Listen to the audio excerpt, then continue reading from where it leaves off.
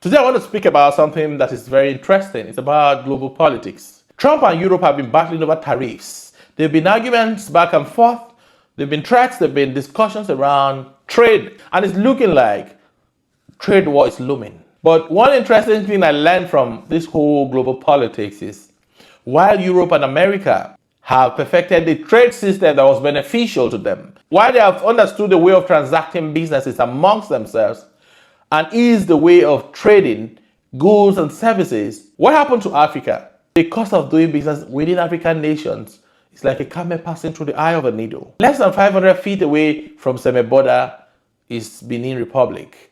But getting into Benin Republic is almost impossible. Getting into Togo and Ghana is another Herculean task. Not to talk about discussing and carrying out businesses amongst these nations. What are we learning from this trade war that Europe and America, over the centuries, many years ago, have learned the act of trading amongst themselves, traveling amongst these nations with ease, while we who have been colonized are taught not to trade amongst ourselves, not to understand, not to even travel within member states. We must learn from the trade war in Europe and America today that there's a lot we need to unbundle and unpack amongst African nations.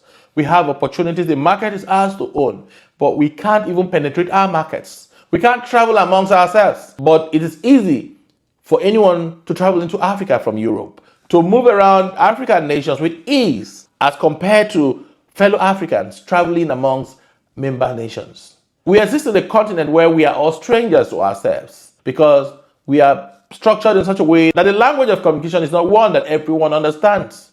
The currencies are numerous. The cost of doing business is almost not possible. And this is what we have clearly seen.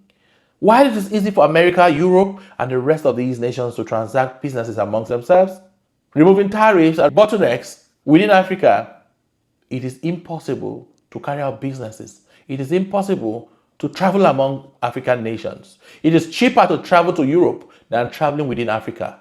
It is cheaper to transact business in other parts of the world than it is for Africans to transact business amongst themselves. We need to learn from the global politics. We need to learn from the conflict that is brewing currently between America, Europe, and the rest of the nations there.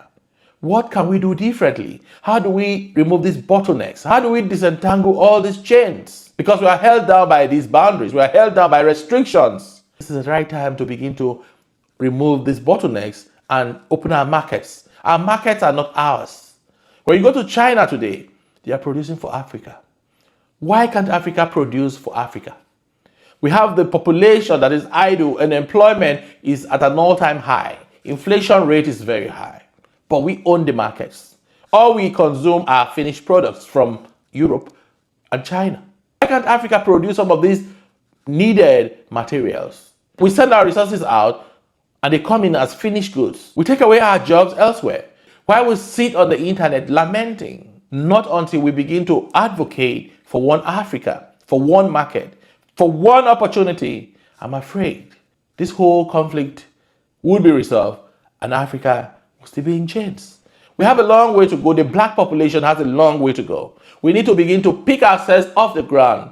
Put the blame games aside. Nobody's responsible for our woes today. Our leaders are responsible for the challenges we find ourselves in. We have had ECOWAS, we have had African Union, there are discussions around trade, African Continental Free Trade Act, African Continental Free Trade Agreements, and all that. But nothing is unbundling the bottlenecks that has kept Africa where Africa is today. We are not opening our markets, we're not owning our markets, we're not producing anything, we're only consuming. And when we consume the things we have no control over, we will have ourselves to blame for it. There are a lot of lifestyle diseases that are beginning to crop up in Africa. Sadly, we can't figure out where these are coming from. But if we were controlling the means of production and services, I believe we would have addressed or identified some of these gaps. Africa consumes most of the anti-malaria commodities today, but there's no one lab, there's no pharmaceutical company that produces anti-malaria medicine in Africa today. We consume a lot of commodities that ordinarily we should have the companies and the labs and production units stationed in Africa. This alone should give us a lot to think about. Africa needs to own her market. Africa needs to begin to demand from their leaders the need to localize industries. Every year, the China-Africa relations Africa is called to China. Every year, Africa is called to India, America, and Europe. When will Africa begin to produce and invite others to discuss trade and commerce? We are always sending resources to the other parts of the world and getting these things back as finished goods. We're taking the jobs out and we're getting few dollars and euros in exchange for our markets that are being colonized. Colonization is still within Africa, and Africans are in chains, no doubt. But this time, Africans are responsible for their own colonization. Nobody else, particularly our leaders. I'd love to read your thoughts on this matter, and I hope to see you in the next video.